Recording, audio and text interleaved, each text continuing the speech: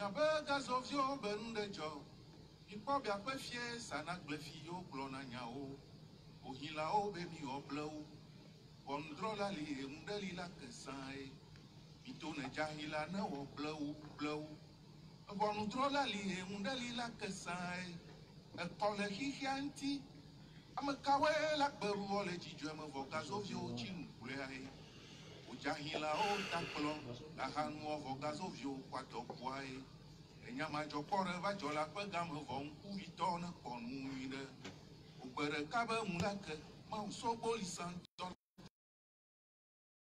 Mia tomia no mia fo mia dada ole ki ma ho me todi de viodi e sobi dora mi mkano jibi mi fo sesere.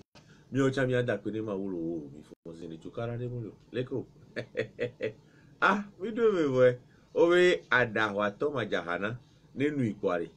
Onji ebe la miro. Mi do ho bi kleme o no me egbe ya. No vinu su stand tekwela na popia gudora tro alole. O no ntina mi. Nestor Glo e la do vene le funwa. Nyea mutona Bruno Fidelis me sakuto mio keke minya benade e dode va ya me ona be coronavirus e bea e do ana be e dogle na me gbogboro ala me do le vo ngba tele e do am sigbele ke oyi na san nene o but we e do agle susu me na me o chan lo mi agbon be e do ya na bobo le po amo chan la home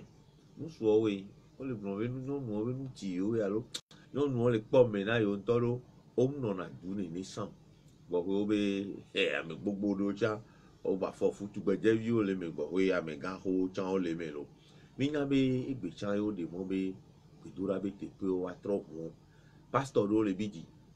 ko me to yo be a pe yo ma hu yo to ro yo nya me ke to la ba hu yo nya me ke to ma ba hu ye ji bibila na ni o do mi nya me ga jojo cha no na cho ti a me to ya me do yo be yo si be recipe se be nya ko le ba. If you have a to church, you do the fire. If you have on the Benua, Antichrist Benua, and if you have a co-city, Christ to have a Vino V. No, we know you are quarter. Minya Chame, consider ya me on the Amedu film. Be no call. Obea, make on call a doji to draw at Tamuyo at Gulatan, Telekwamoyo, Label or Rubio. Onamu that minister man. Evo ole hogala mosi onyami mi leji dona mo wa ole hogala mosi le camera tendo je ka be yin tu ploto for be collaborateur la no bagala mosi be o sa na champagne le présidence e wa no le plombe ole ho bizia muni eria asivito ko e marché noir le présidence jali ya be juabe go we dynamique pojuro anyi mu nyolo Yumyane aya enyale ka ya le trono do nkeke omea omo le diagbe ome omo le po me le porter disparu amene le biombe e son aku fi o wa gbon na be disparaître ma be abe me be le makime le makime ya da ti ka pe to la ba to wa o be a to ko la le chokun do be o so mandat d'arrêt bodoji pa ni so ya amegan filifa do popo ju be o Iru doantola su yo si sanre ya pa mu okeke won mi le da tro do ne le be yan we toya le ho ame mi la po Antoine ma unyo folie afanu Antoine afanu agoyi ahometo ole devio oforo isovido danyi so le ko considéré a bia da pe na ma we oya e tendance à me pour le de ka je yo a gan le do vivi e jo sun san be avantage lu do le ti nu me ku to be didi na grip be risk o poto ku de to Yao. be e jo no fun na ke gbe ne vire ba no mama di gbe soja o lo ma ikaka fun wa asila no ti vire Eyo. ku coronavirus a mi le bare rin ti 1 mètre be nya e poto le vire Eyo la dame ni Antoine afanu mi la po Fogan fo Blaise besek church horuto togbe sala tape we togbe yo vile enu ya afanya gleta chanu mo Oba keke gege yes engle de kwede o ya gbo e won aha leko ahome de dem do na afanya be gbe akabaka bo do ni ado be gbe no ko gun fi wa chi ma do no wa ma do gan gbe no bo afanya me fo o chon fo consider o mi le me basa enyo egbo we mi atonya ko gun keke ji are mi ami video bo o de vente o de wa no le photo jiku de to kwa bobo va lo ma atwa nya ka yi nya ma o le vi o le sojo gboda les essais on peut d'assurer que des vieux ou doit kakava iga ou des kaga ou venons et nous me coucou mi hoa ou des fions be di kebe des vieux a aussi beaucoup tole pour vite be à l'homme nya we be nya c'est c'est là mais sous boba c'est vrai que vidéo on touche tout ya me sous boba yo nke des vieux les gens que ma nene ake ke mi sebe asi suadi chan nene aka me sous bom se comme be de kebe la te joro de ke fi ken wala do kakae Bovito et lavano donu de viobe et vidéo abe nya me voir précision de les mille ou soho les miabe doko mille obesi agba me wa me robi susun po le heo enyi be no me tata ko kinkin le disa mu wa kinkin ni togoto e gomenyi be togo be sukuru vio anu ko wo mi po e peru jinu le nti be o ya togo be sukuru ya enyi be oplasi kona wa no o le du e twerk to nyenya ne yovo po mapuka be Georgine be tro e bu pa be tronko ne be twerk o le du e won le de masque le dangbe enu ye togo be sukuru vio wa won apoto kinkin kulo ya ejubu meto ni e won anu me kuko we la ba do pe jinami ne enyabu gba kan de ke be yan wa po e na ba me sugbo le gbon be deke be jorobe enya odi nto chan tutu ma be sojo chonu nku me gbebe le divio ni va kunu emi se me be awo awgbalo do civil me o le over pro deke be e divio kwa opinion a ele partager amedo le bombe deke odia e o le pon et ele sigbe modo yona be je m'en fous et o so le kaka va vivre audio ko si je savais doit ani sukuru vi anon et classe d'examen yo lava ali odo deke be nyantia traumatisme nous gardé belani doit akpanko bo vito ne même les civils mais alors juge ba no bionya muni partie de plaisir belani ya film même ponele nko njoro yiku ma ba même be anja jojo ba et ndebe ni ke la marqué la traumatisé de kebe de vio ke et dodo paul nkonawa et approche moi et kenyi nweto a amerobe awo be sukulu me kpola ke wore kebe nyare de via et do onya ole wa be sukulu na nkeketon e wa yo me ola te trova king boy a chan va le sué me ya mpobe nkogbe la na milanya e ke hia bo ai kaka funu adoa le nume de odo no le gbon be tamnyo a réseau do le mbodo me na de vio wa we le filmer o alo wa we le do no le monter odo taroji nu denti e nu ke kam ya kpora be de ke baba ido ma va constant te nyi be e nu ya mja de vio mja ngon be ka bo mja nyi ola do nkula so ba chuho na wa be vio be yan e cha no sukulu ai wo de ke popo de ke be trova zun ya monu popo e be nyi a pode un be nyi a me robo ni so exemple na me poton gba we ko de be la ela wo doa devi yo adolescent yo ko be nyi mi le gbon amero le défendre o chambe o be vi fe me o chan yo wo nene e nu ke de fulu wa be game apenyi be réseaux sociaux le e wa to azen me sia me po nyama gbon be monu popo nyu le be nyi be nu ya tezen doa devi ko wa to nzen o gble no nu gome kaka isukulu a amero nte wu enu amero va fofu amero do fu le moji ke webe wa be sukulu amte ire ke be eyido ke devi yo to zen tamno amon popo be la nyi be wa tro akpro va dododo va mo nyu to aji aso accompagnement ke yela hian aso akpro wa dodoa enu ke yam do jesi enyi be devi gbogbo le anon le yo myanu positif ko la wo agbeto ya no dasi dade gbalo ajiedia be gble gbo ko be tendre na pa devi wa e hian be wa occuper o sukulu ade o me obe de teacher o le o to gbegbe bi ona gan me na be amere pe mle wa gbo le po gemo le tuni video e hian be devi o wa no wanti amere o gba le gbon be fianfin gangan le ju ame amedo milia be inu yo amero don hlo amero da tu ame vo a o don po victor ra o e devi o gble inu ale nene ama ku me jaka po de e o so ya ta me jaka me e won pa be to trova le zunya na alo ka me lo go me jaka olo na egal o so me ko to pa e nyawe be mni be c'est parce que fianfin de o le en liberté nti o la be na me le fianfin on gba le ameke di asiso voa e hian be mia be ko joro pe a ba no so zoro nya o kenken ti ngba o si bebe français o be 2 poids 2 mesures be ne ndo ojo a o bi na kaba voa ne do ojo a onge na nkucho ne di alo mte wo na do wa ne ela opo si bebe ne do amanya o wa ngbajo no we kro va ne be la nya wa we na me sia me po aklo ya sukulu vi obe nya be nu vi ke mpo so nti en e ya be gamble Oh, Antoine Blognon, tohe. on laisse gommer nke ya jima gbe ni be ke mi le fifia mi abe vio kwa mi abe o choquer mi mi agble nene mi abe le ma gble ke gbe mo mi agble o mo ya na mi mi ami ngba tro ma choquer o e se ngere dira gba gommer mi ami ngba jo so gbele susu me na o gbele susu me na o bibi na o donc ntia Antoine poser Antoine o bio ko je o patalo e go ke mi le fifia re laissez pas pas dire la bébé quel est l'acte incriminé nous kenti yo le gombe so job les de violo on laisse na combien nous kenti o bo le loro article 139 code pénal l'article 139 à Soubo et nous collègues c'est dans le domaine c'est pénal lié à l'homme d'affaires 139 et nous que les gens les fait fier c'est purement moral et quand des vieux que mi les fait dire Bruno non au dit ça et lui à bobo allo mate kon fi non so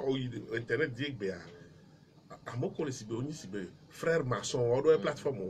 me ko ni rosicrution odo wato association de chado eto e mi agbo journaliste o plateforme le ke wo be na o mle me wa o mate nya nu ko ngoro na le me amel na me be de to le funua e be be je amebu me ayo wa enu ke mi le gbe fi adebi obe nu ko le wo yo wa do here wan to abe statue alo nde obe ne to statue wona le WhatsApp di wan yo so ona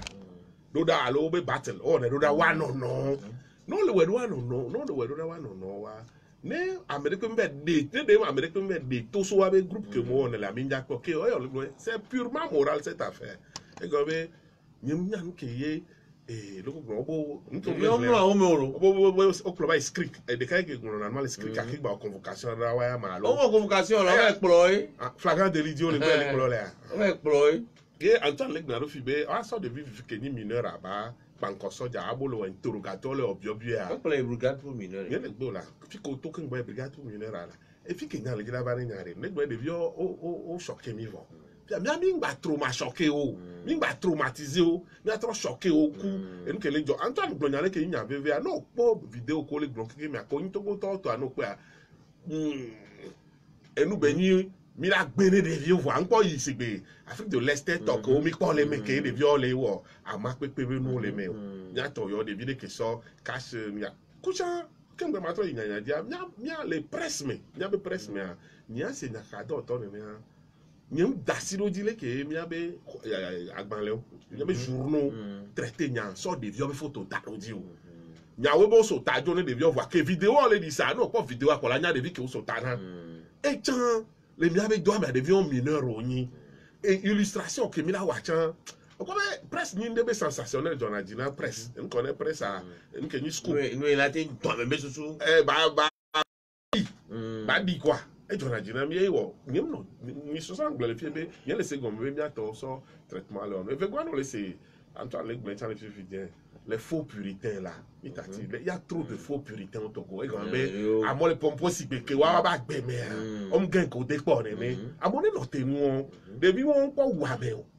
nya o benyi be nu ko wa enu benyi de répréhensible la gbe nya gbono apo alo gbono apo kwinu gbono bo ni debi wa be le o e soja we soja be le o ba don kin ti abo be o wa be video lo esku pa mo le duwe e nti o le o nti akota ngba no fio mi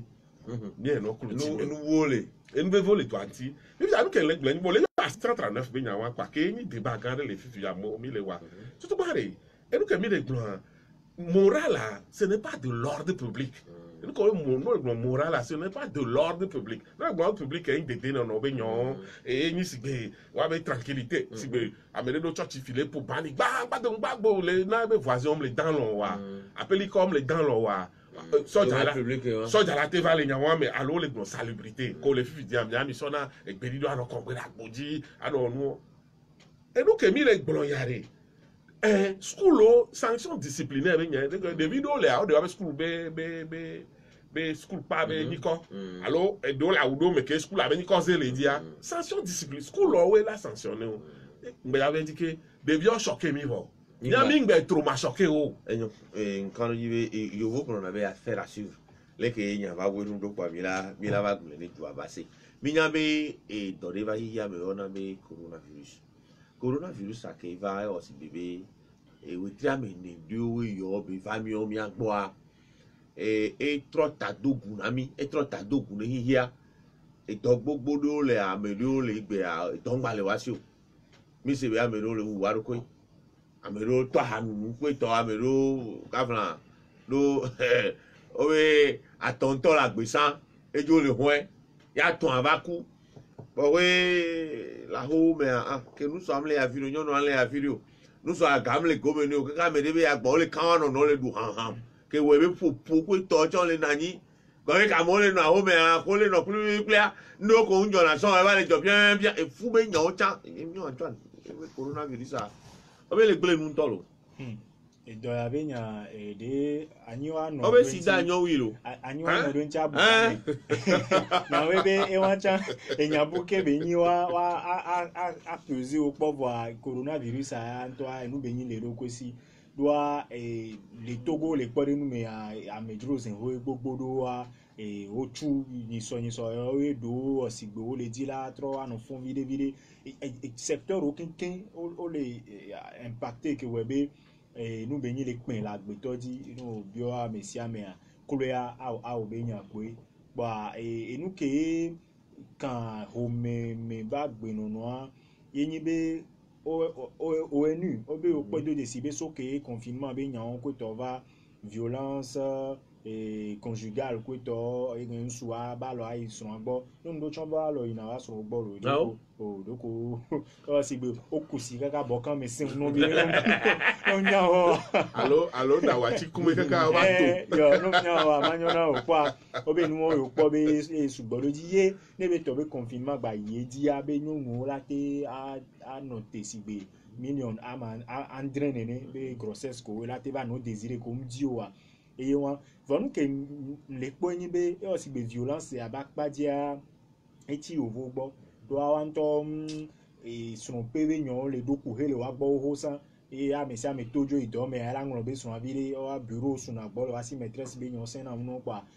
china jina no no voko ba no anu no gbo we tri yo a na be tukada wa no no popo ba le ye di vo Africa enu ke o le vona ni gbodondon do ke homedo me TV ele voa abonnement be nya am le wa abonnement chi dare kwa fido TV mlo wa yo tro na divertissement na wa no no pa e we be olano se contraception be message o le di be o ne demodo vi me be ke o le no ho me fifia o lano ke we be fi ya nu we ni risque gangan ko we le a o pa nkan o jibe wa me sia me nye kule be gbe a vi be nya no nya o agban e be ni nyawe be coronavirus ale vo am don ti am nyibe ke mi la home kwa mi ajo no do vivi mi ano no ti kaka to me do ne de vi obe si je savais be no abajo va a joda me do ji okwa coronavirus a ebe impact a ele zan mi si am le po ye kodo campagne ko we le ye di accompagnement ko we fi hawa omdola note eyan bo wa gba poto anu ye di novisia mo le note po e kwa dan to be amedo le jibo ne décréter couvre-feu le obe canton mezo ne novisia ba tro gen efion be e no le sen kwa oh novisia le wa to visi chamie la ele bebere do si to bio tu mando le don adi son wa ele bebere pa e coronavirus a keme be to be impact le mi le po nkemia o masque et puis on nous me kukudo chan yovo so ho ma dare vo npo homologue obe o si bebe eto abe le goro me a eno na ya me ko to nu me kuku poto le ye ji npo do pe ji tututu ne to mse kwa eyan be ne mi so mi anu no gbo alo meta de kam le mi amowa ya do masque asikokwa e amero ba lo bia le de ke be nyame bo ba nya kenken mi ale mi awo ano igban e la kan do mi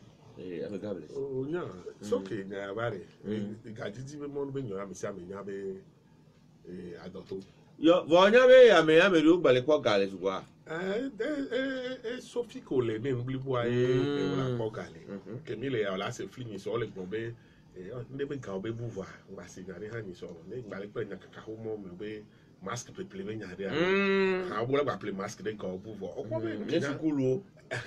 Laissez les free nene ba amero la ba pochi kwe o be quelque chose malheureux bon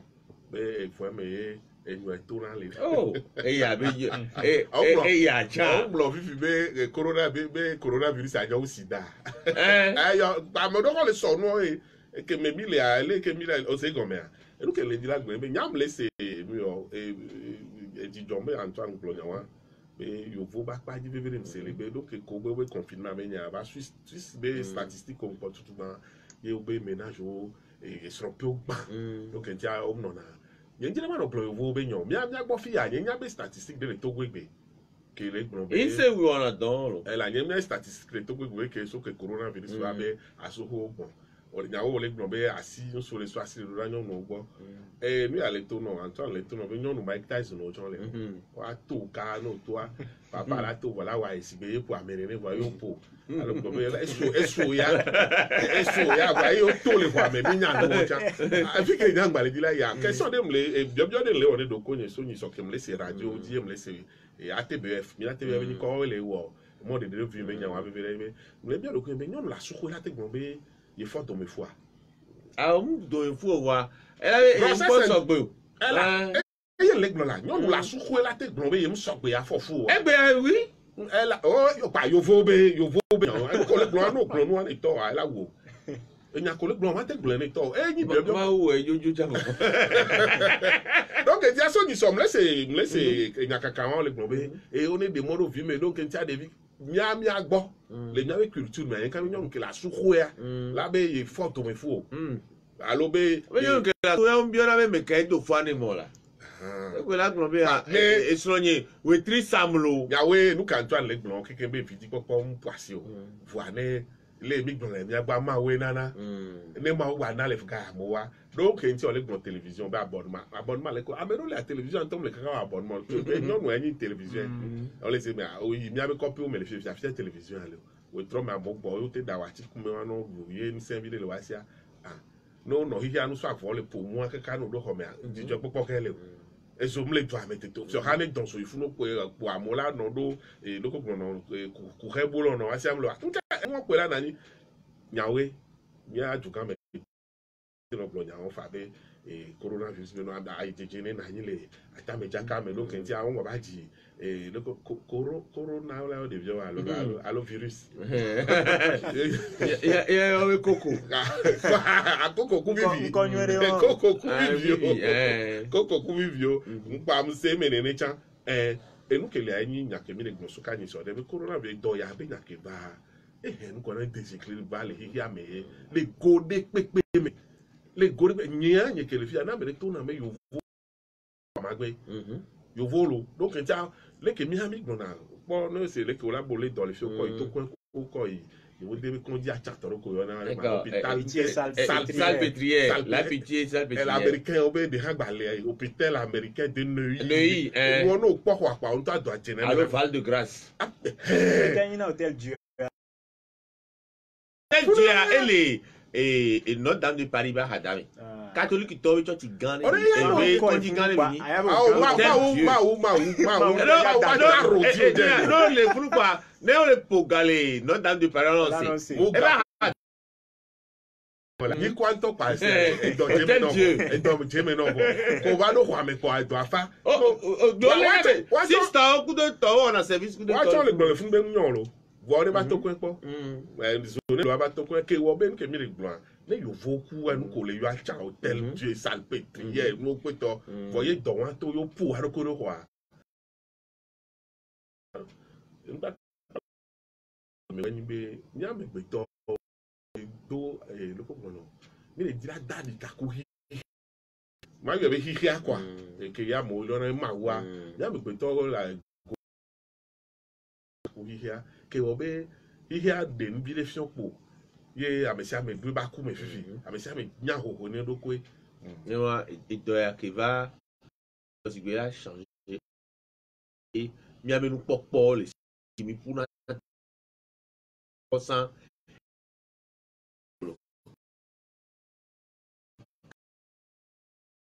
non si bede que o le sang et nous voir debe ya nyon do enyi nyakele to mi vivia sinon e a kankan no di benye be le coronavirus be ngodo me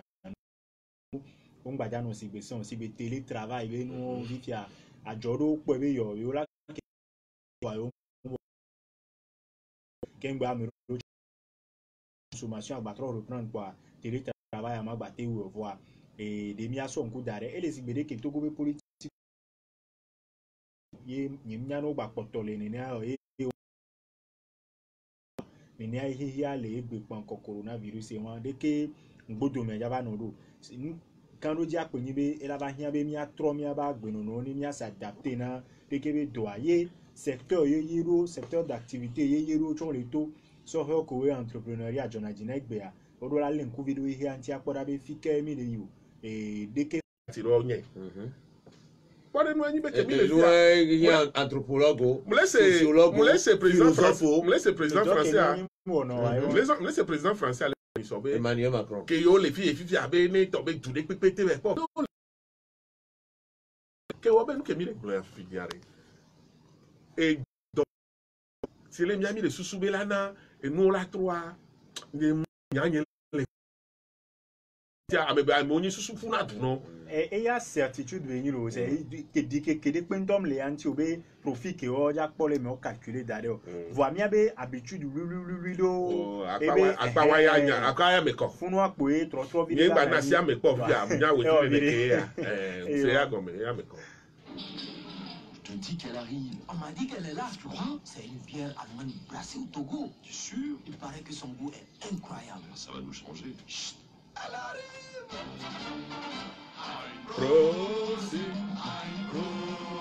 Avec Chama, on est ensemble. Chama, la vraie Enye ke we mi jo we pour là dans tous les modes de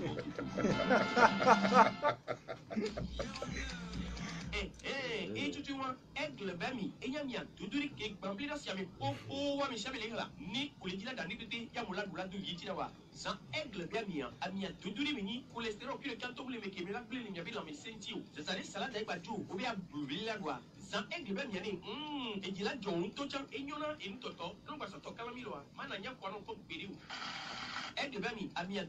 voyez le beau poteau dit la siami, mais siami là, demi pas dans les motos, restaurants, bakuro tipi vous voyez, et nous, ni miano zan, les miabènes d'apéo, l'itama tontoleni, l'itame ou toleni, l'itame oui, bakuro oui, bon, à tontoachan et l'aîné. Et puis, aigle bami, qui bambé la siami ou voyez, mais siami les dit la pléa, sopal béjoa et les wali togo, nous les dit la bakoumia, yole 96, 37, 28,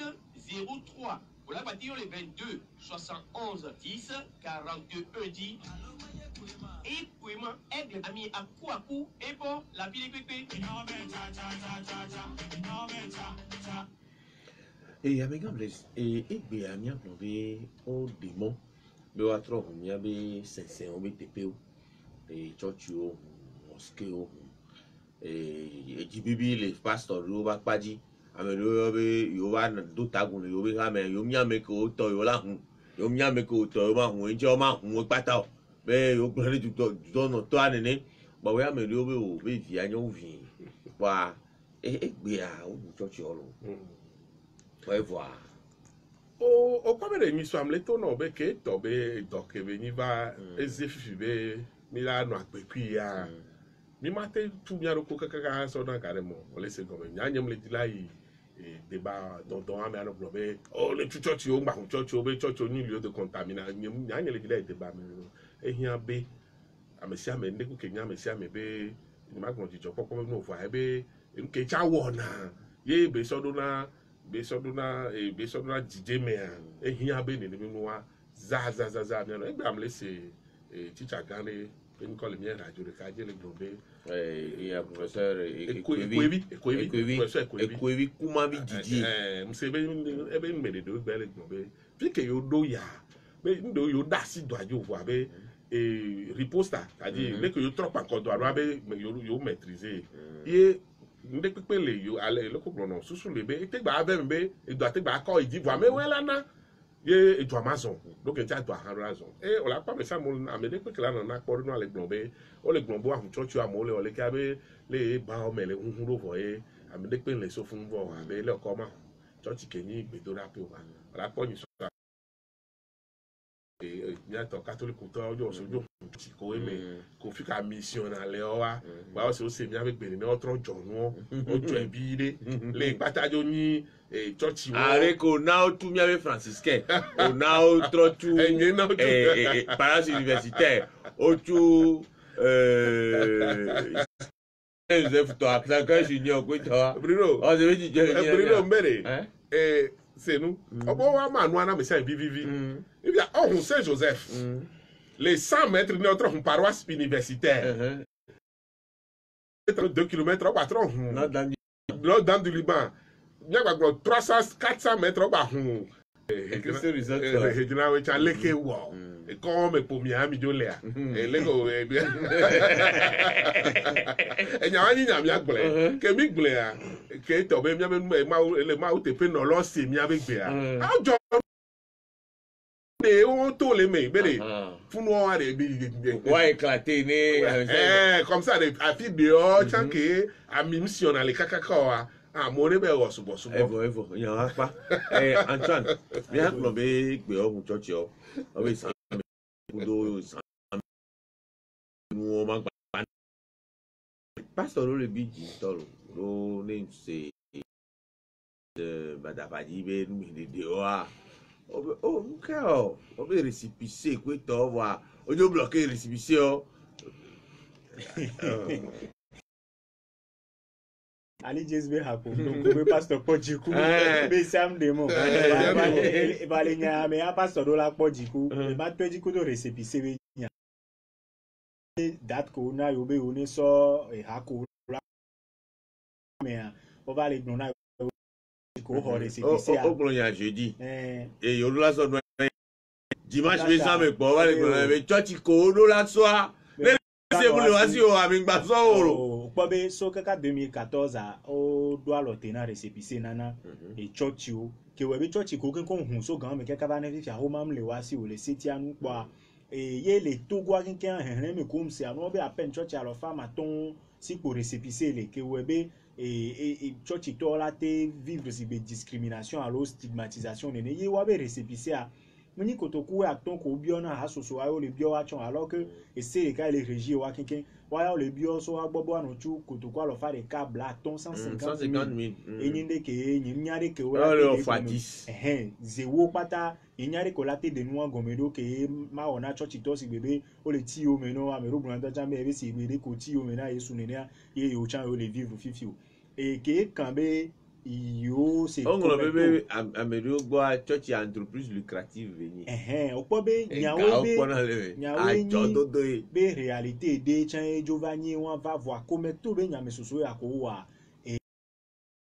on be ni ojinu preuve be muni church e muni gabe nya de pe ni church yo e no ane de gabe nya lo ga pe le mais quand on a ko le pasteur le Facebook du coup de toi et Carola oui on a quand même appelé crédit na yo pasteur là viola bena le nume de onwa e gajo joa ele eni parti en culte ne be ni l'eucharistie mais si je ne me trompe pas be ket e gajo jo offranda e chanle e noa kenken me ke we be no gbele we kwa to an chan do la pole do pote amesia me to be raisonnement ke be dira so pole do e ye be la voix et conseil des églises et ministères chrétiens o te wonya me sosobe yo mja hun church de po o te chan le biji observatoire to clair des églises et fion be o yo la gbate nani ke ha me vi o man o joga o e alo me kapo mo vi di vo amasuke o jonana mo va ya gbere o e ya de fion be solidarité no vi si le wa me do vondo jam e be nya ya ha me o do church ya la be yo ame a chan la be yo la hun te gbese wa no gon me do won ya ji ye to le me go be ya nda si reji opa tutu gba na be won ya o le break na ndo ken gbo pa enya mi le gbon sugbo alo yin le se abe wa chon bio listo wa le de mais ça va te peu nous quand les gens donc là mais sous la mais sous la donc mais quand boy na le de culte le de culte donc liste be discrimination persécution chaka huari omu no joda blada kura yora ave consider go on bravo ne ndele ŋutɔ ya ƒo ebe ɖe kpetɔ na me ɖe ɖo gbea le ɖe gbedo alo ame ɖe se nea be awɔ biɔsia lasɔ aɖi tɔngo asɔ tɔdzi. Ehe mi va gblɔ Antoine bɛ kpɔ.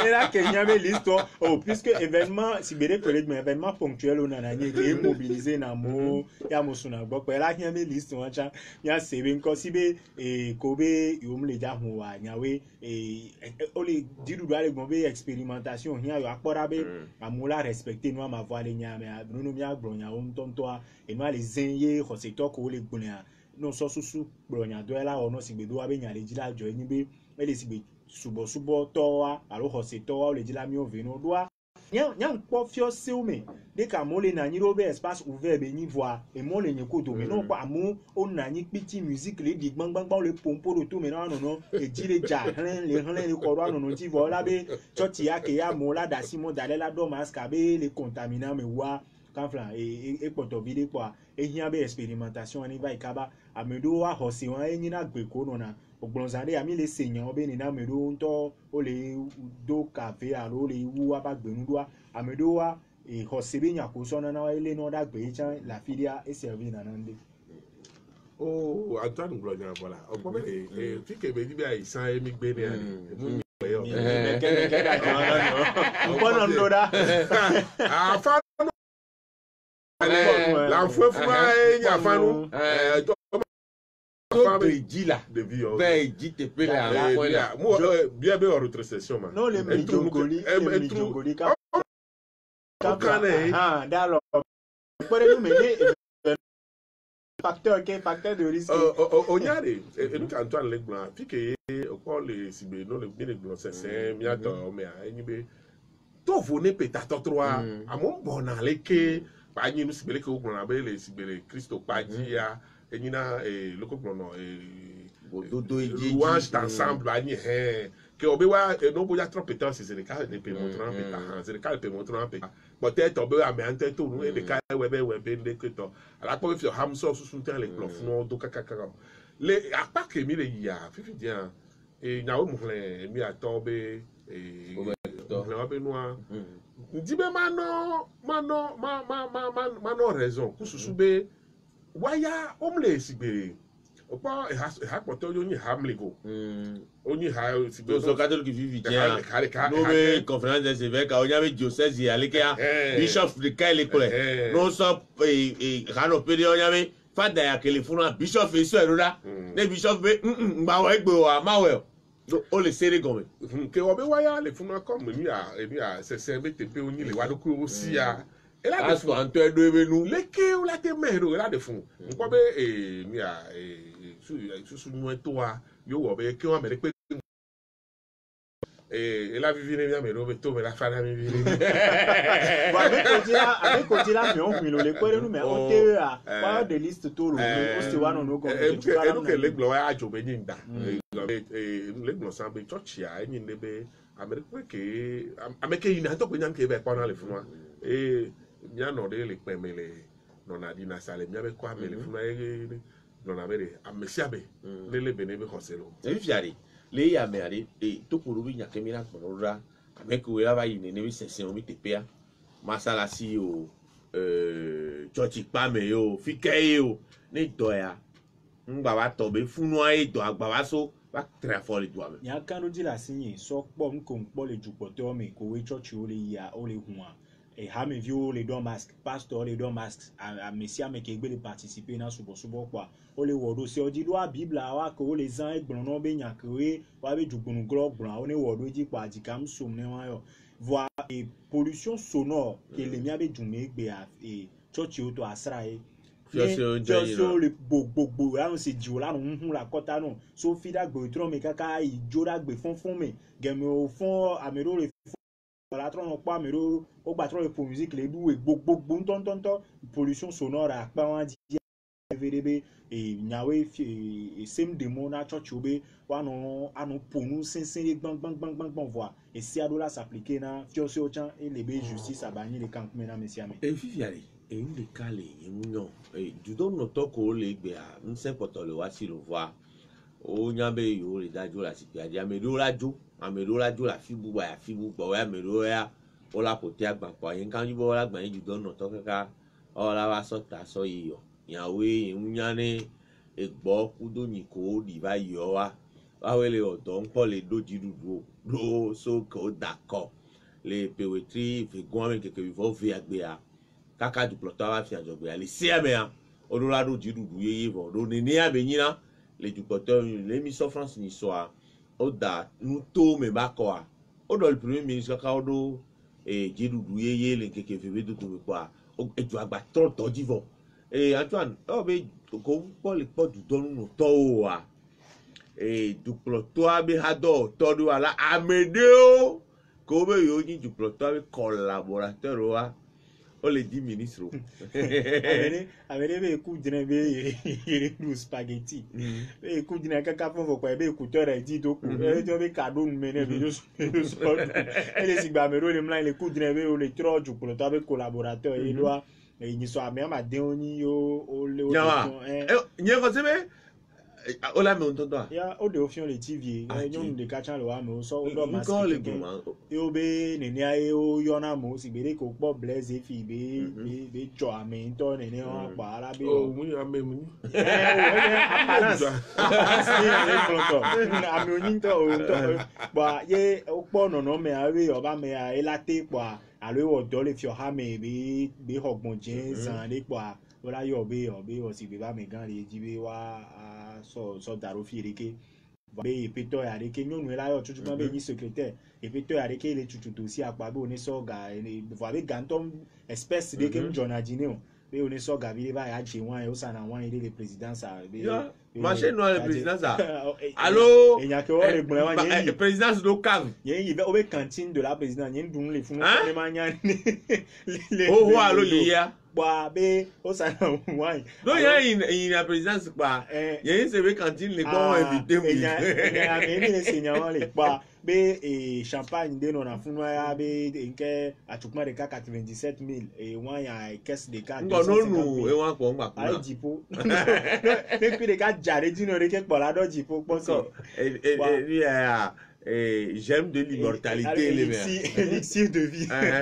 ba yo la bugo no kaka be na million de yo la boni so do da pare ke be ga po Victor be nu me de do no be o le ho la me do si ke we ba si va ka o voir et nde be ni ke nam ta me bubu nke la jo kaka nya ni po be culture be nya chan le e be le judo me a ne si gbe obo ola no me o ministre amni na nu raula ti be no bo le presenti a o mane o la se dunya gbon nya jojo homo la no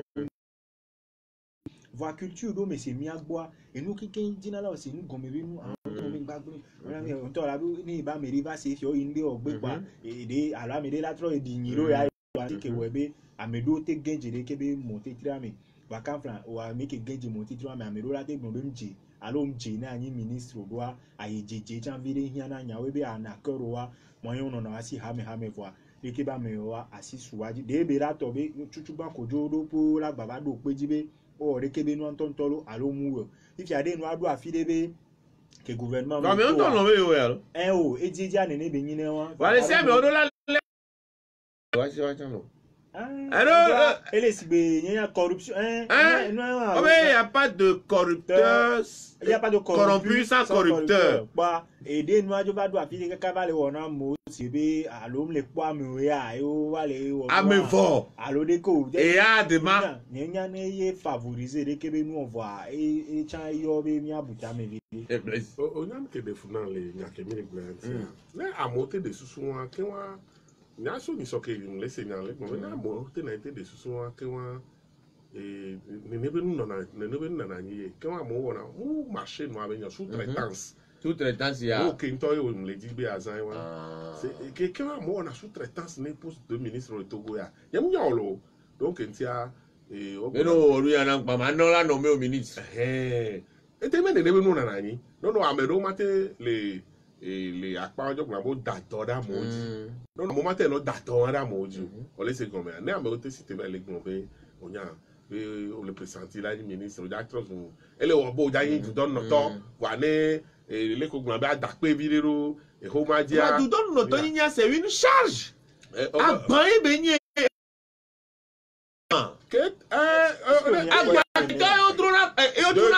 Deuxième lecture, là, mais vegan que les noirs, c'est assez gommé, tu donnes, non, tant ni les bien pour faire prestige. Mais c'est une charge. Lecture, on me le dit, bah, ouais, et comme elle est, né à me monter, na monter, retourner à mon aîné, qu'un mois sous-traitant, c'est dans nous à Menyao.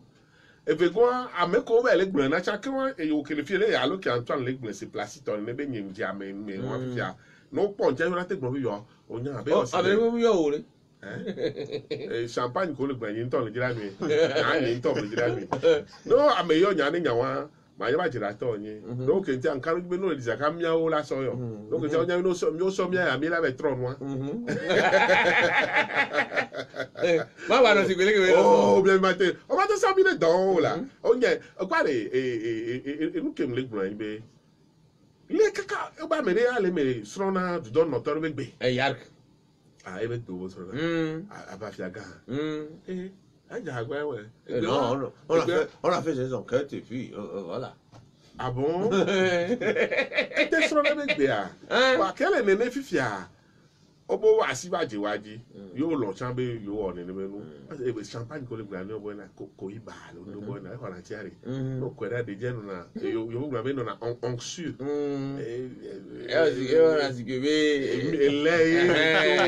A des dynamiques, et tout voulait, à des coups, et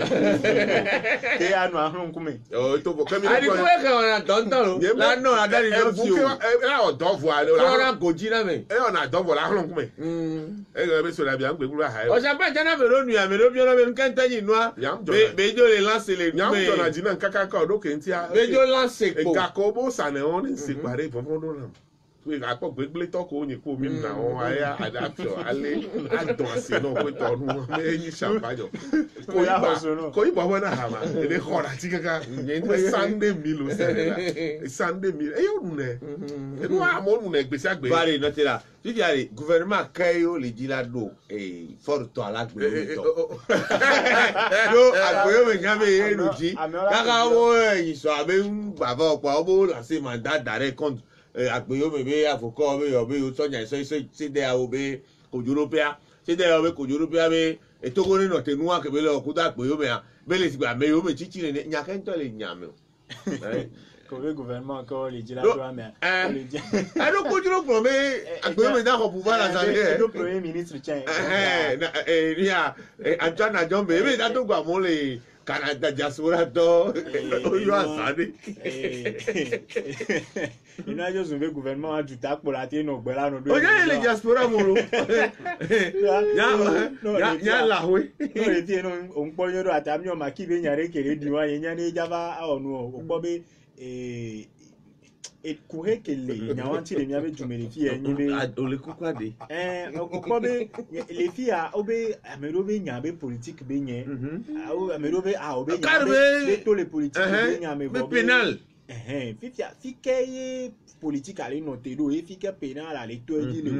pourquoi be bio ayi won démarcation les jume fi a mi se amero gbon be no gbe oyo akọ ku constitutionnel yo epa ever be arbitre ku match ba me gbon be nyem se ba me gbon fifia oyo akọ avo qu'on fait 2015 le donc nous a dit que webe quoi les tout caca mais ça faut mais ça faut mais faut mais que les bêtes oh faut mais là faut mais serpent oh faut mais so mi ayo to me là bon que webe egbe amelo le blombe et nke o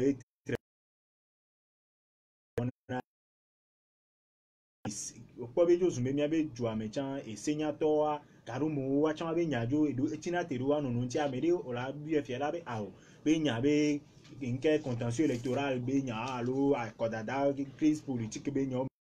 amede ala be awo be ese be kojo me be nya e nous que le gbe apenyin be e wo si bebe avun lutte pour l'alternance ke be nya e la ni so kaka gbere gbe a el fie be le a o si gbe epo be le o he aye won ye o la pe be nkeke o me asoso no ado kwesi obe o trole bo trole do mouvement bo inyane réorganisation inyane dès que mi on a ma réforme et armée be nya bless do Mayaja. une fusion création vision création asoso no ado kwesi o kususu be akpora be dès que yo la gbate le no ado ne no wa L'initiative à l'OFCC. Front commun pour le changement. Arrêtez de me conduire be anya nyemnya fi ke be. Obe les maquis mais. Chuchu. Maki a fi ke. Et ya les loupé yo je vais les maquis que yo vais les avec yo. Ah oui Mikio. Ne ko di wetra halea. Ola me confondre confondration. Mineko go de bio. Ola confusion. Mineko. Donc tu as bien luko ya. Luke bo campagne avec gamin style à peu près. Pop Mineko. Et nous que hia penye be wakpo do ntide na de ke be nyaya. Se ope minuto jiri taman to be de ke nwa le do ya ne wa we kaka nya ba be no ikoju me be edefu. Voix gbon chambe hia na demi mo magbon be yo tractation do yo do se do no bo ngba pompo sokudo akobe nyanti be ngba gbon yo fi yo kweto va yo e wo si be ba mo mu odo de ke be se do oji na be mandat d'arrêt be nyan va le dififi bo inya penye be oni podo ntire le Togo vi anemi jila podo nti ami pone onya le bruno e lu ke pata le ni New York ke mi le gbe le ke akota dai na le mi abe du amero